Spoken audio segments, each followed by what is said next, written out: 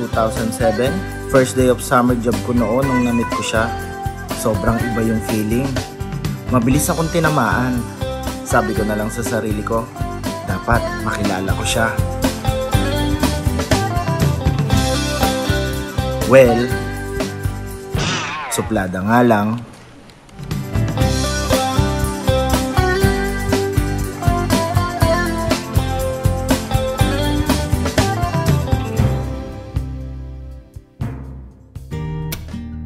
Sa tuwing nagkikita kami sa opisina araw-araw, nakakabago ng mood.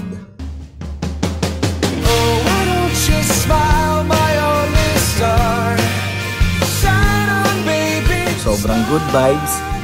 Kahit deadman lang siya sa akin, iba pa rin yung kilig na nararamdaman ko tuwing nakikita ko siya. Desidido talaga ako na makilala siya at makadate.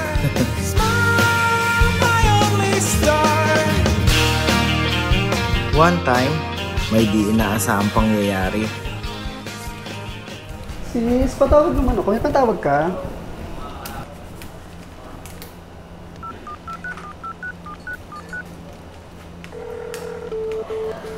Wala ayaw sumagot eh. Sino ba yun? Wala, hindi mo rin naman kilala yun kahit sabihin ko sa'yo. Thank you ah.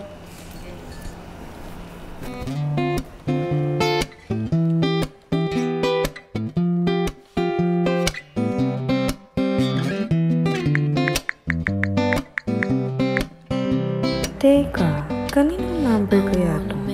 Ma-text na.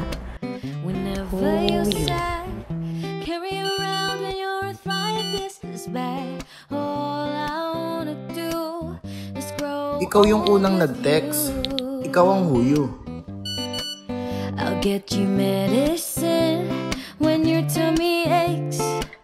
Build you Makalipas ang ilang araw, Ano oras pasok mo bukas, sis? 8 o'clock tayo din. Oo nga pala. Malapit na ang election. Talaga. So, sino bang yan?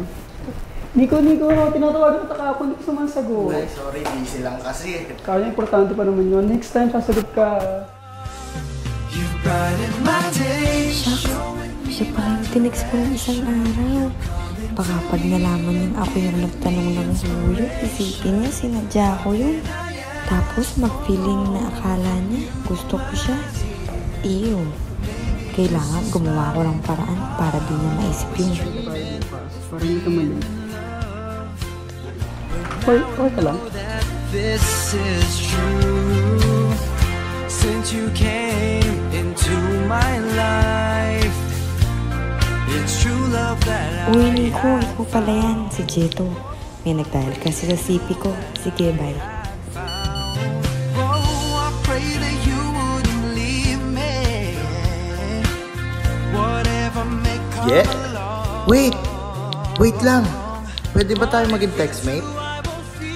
Talagang tinadhana ata kami ni Je na mapaglapit. Kaso, deadma pa rin ako nung time na yon. Hindi ko na siya tinantanan. Todo effort ako sa pag-register sa Anlitex para araw-araw ako makapagpadala ng code sa kanya. Pero, no reply pa rin ang bruha. Kaya't cool ka lang. Bakit ba palagi ka lang ganyan? Cool ka lang. At nang isang araw, Hayaan mo na ka. Ang kulit mo din no?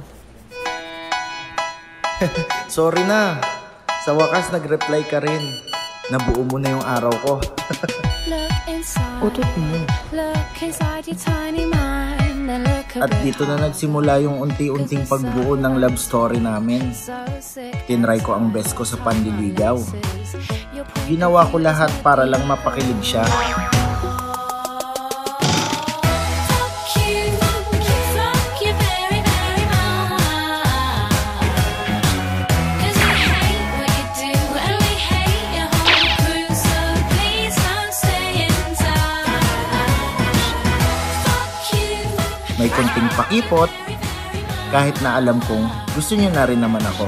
'Cause your words don't translate and it's getting quite late. So please don't stay in touch. Do you get June 4, 2007, naging kami. Nadaan sa tiyaga kahit pabebe nung una. At tayong dalawa'y magkahasik ng halikan. At that time, illegal pa ang relasyon namin. Sa sobrang illegal, umabot sa point na hinabol pa ako ng aso. Taon din ang binilang namin sa ganitong senaryo. Pero, nagbunga din ang pagod ng makagraduate at makapasa kami ng board exam. Dito, mas nasubukan ng tibay ng relasyon namin na magkaroon ng chance si Je makapag-Dubai noong 2017.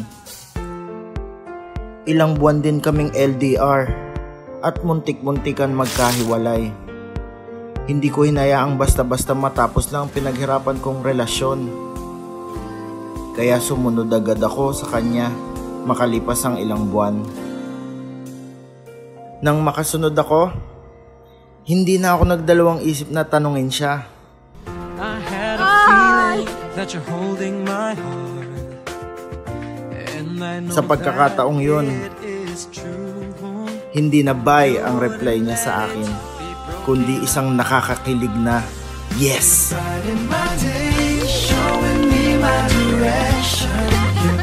Mapaglaro ang tadhana. Hindi mo alam kung kailan kanya bibiruin, pero lahat nakukuha sa timing. Biruin mo ba naman? Ang isang katulad ni Je na kayang mapaibig ng maraming boys, sa akin napunta.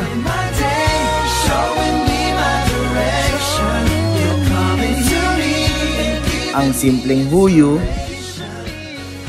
nagtapos sa I love you.